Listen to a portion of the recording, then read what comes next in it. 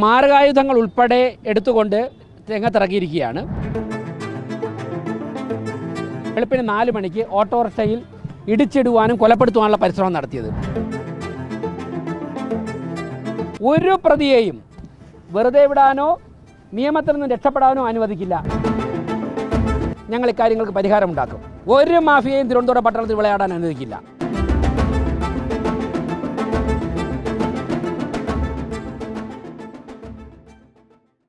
നമസ്കാരം. ഇന്ന് തിരുവനന്തപുരം കിഴക്കേക്കോട്ടയിൽ അതിദാരുണമായ സംഭവമാണ് ഉണ്ടായത്. അതായത് തിരുവനന്തപുരം നഗരസഭയിലെ ഈ മാലിന്യം ഈ ഒരു തെരുവിലൊക്കെ ഉണ്ടോ എന്ന് പരിശോധിക്കാൻ എത്തുന്ന ഉദ്യോഗസ്ഥരെ ചിലർ ആക്രമിക്കാൻ ശ്രമിച്ചു എന്നുള്ള റിപ്പോർട്ടാണ് നമുക്കിപ്പോൾ ലഭിക്കുന്നത്. നമ്മളിപ്പോൾ നിൽക്കുന്നത് കിഴക്കേക്കോട്ടയിലെ സർക്കാർ ആശുപത്രിയിലാണ്.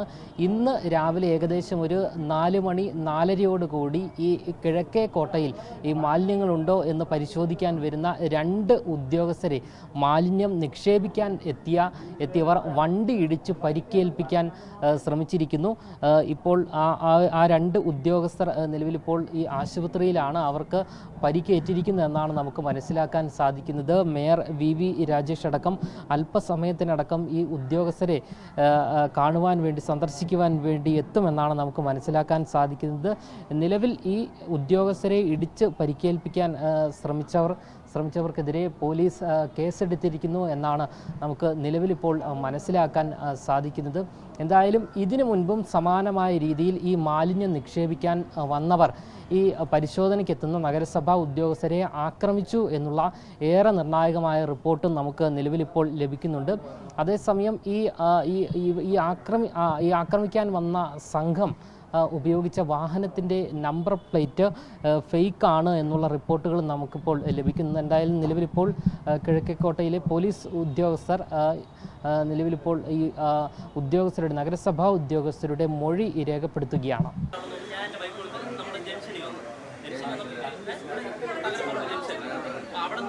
എന്റെ ബൈക്ക് അവിടെ വെച്ചിട്ട് എന്റെ ബൈക്കിൽ കൂടെ കയറിയാണ് ആൾക്കാരെ പറയുന്നത്.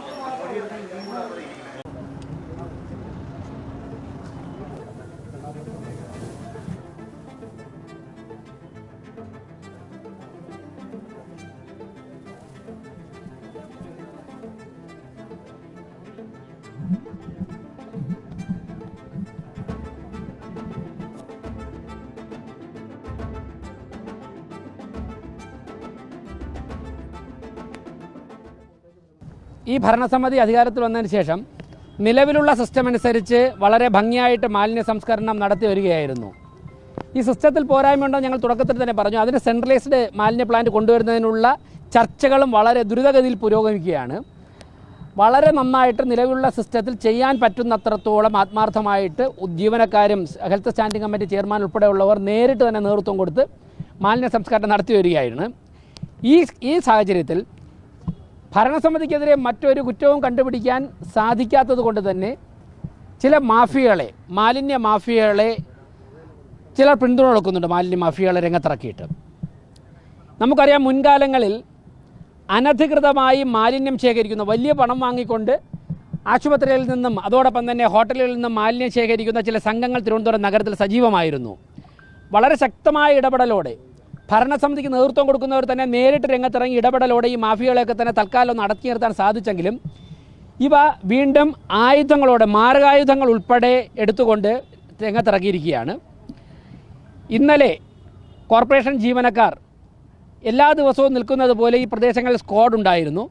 ആ സ്ക്വാഡ് നമ്മുടെ ആമയിഴഞ്ഞാൻ തോട്ടിൽ ഒരിടത്ത് സെൻട്രൽ തിയേറ്ററിൻ്റെ മുൻപിൽ മാലിന്യം എറിഞ്ഞ നിലയിൽ കണ്ടെത്തിയതിനെ തുടർന്ന് സിറ്റിയിൽ പരിശോധന നടത്തിയപ്പോഴാണ് SP ഫോർട്ട് ആശുപത്രിക്ക് എതിർവശമുള്ള ഗണേഷ് ടീ സ്റ്റാൾ അവിടെ നിന്ന് അനധികൃത സംഘങ്ങൾക്ക് മാലിന്യം കൊടുക്കുന്നതായിട്ട് കണ്ടെത്തി.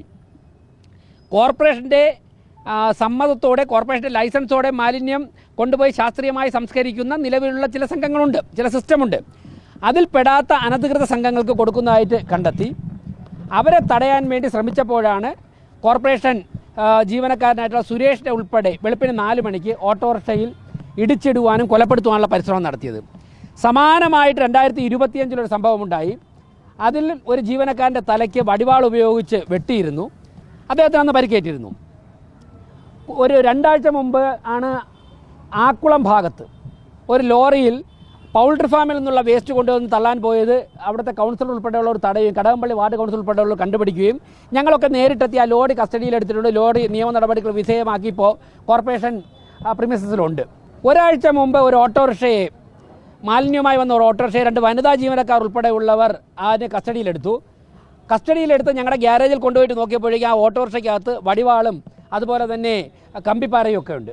അപ്പോൾ വടിവാളും കമ്പിപ്പാരയും ഉൾപ്പെടെയുള്ള മാരകായുധങ്ങളുമായിട്ടുള്ള സംഘങ്ങളാണ് ഈ അനധികൃത മാഫിയകളായി പണമുണ്ടാക്കാൻ വേണ്ടി നഗരത്തിൽ ഇറങ്ങിയിട്ടുള്ളത്. ഇത് ഒരുപാട് കാലങ്ങൾക്ക് മുമ്പേ ഉള്ള തിരുവനന്തപുരത്തെ കീഴ്വഴക്കമായിരുന്നു. ഈ ഭരണസമിതി അധികാരത്തിൽ വന്നിട്ട് വളരെ ശക്തമായ നടപടികളുമായി ഞങ്ങൾ മുന്നോട്ട് പോയപ്പോഴേക്കും ഒരു പരിധിവരെയൊക്കെ തന്നെ ഇവർ പിൻവലിഞ്ഞിരുന്നു. ഇതിൽ ഞങ്ങൾ ഈ ഭരണസമിതി വന്നിട്ട് കസ്റ്റഡിയിലെടുത്ത ഒരു വാഹനവും വിട്ടുകൊടുത്തിട്ടില്ല. അപ്പോൾ ശക്തമായ നടപടികൾ സ്വീകരിച്ചു വരുന്നത് വീണ്ടും ഈ സംഘങ്ങൾ സജീവമാവുകയാണ്. എന്തായാലും സിറ്റി പോലീസ് കമ്മീഷണറുമായിട്ട് സംസാരിച്ചിട്ടുണ്ട്. പോലീസ് ഇപ്പോൾ എത്തി മൊഴിയെടുത്തിട്ടുണ്ട്. ഇവർക്ക് സംശയമുള്ള ചില പ്രതികളെക്കുറിച്ച് പോലീസിനോട് പറഞ്ഞിട്ടുണ്ട്. ഞാൻ ഒരു കാര്യം മേയർ എന്നുള്ള നിലയ്ക്ക് പറയുന്നു, ഒരു പ്രതിയെയും വെറുതെ വിടാനോ നിയമത്തിൽ നിന്ന് രക്ഷപ്പെടാനോ അനുവദിക്കില്ല. അതോടൊപ്പം തന്നെ കോർപ്പറേഷൻ ഭരണസമിതിയുടെ തീരുമാനമനുസരിച്ച് ജനങ്ങളുടെ ആഗ്രഹമനുസരിച്ച് മാലിന്യ നിർമ്മാർജ്ജനവുമായി ബന്ധപ്പെട്ട് പ്രവർത്തിക്കുന്ന ഡ്യൂട്ടിയുള്ള എല്ലാ ജീവനക്കാർക്കും കോർപ്പറേഷൻ ഭരണസമിതി പൂർണ്ണ സംരക്ഷണം നൽകും.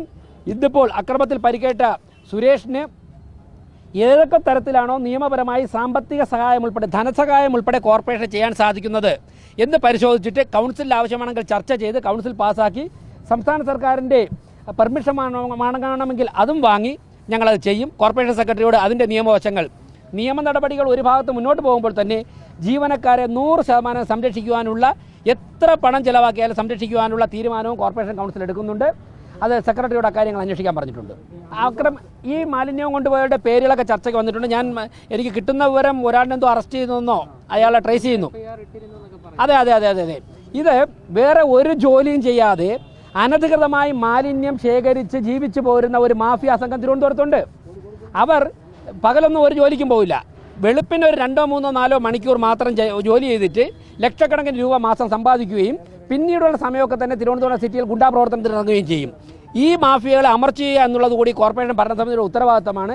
ഒരു സംശയവും വേണ്ട.